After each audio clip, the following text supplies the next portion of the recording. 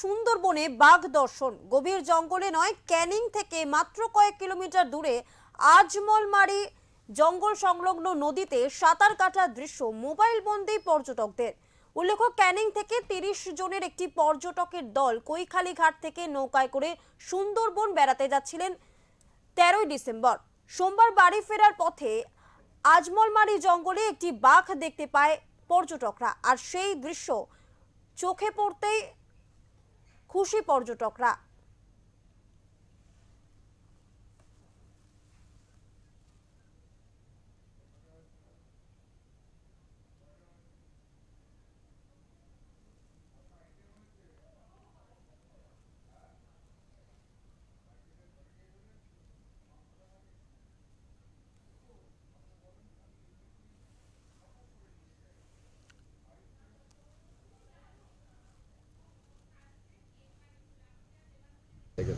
সুন্দরবনে বেড়াতে গিয়ে 13 তারিখে আমি পার্টি তুলে নিয়ে সুন্দরবনে গিয়েছিলাম।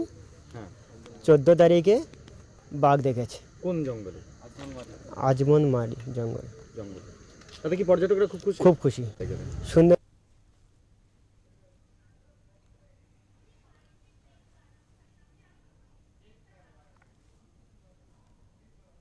দক্ষিণ চব্বিশ পরগনা থেকে গোপাল শীলের রিপোর্ট, ওঙ্কার বাংলা।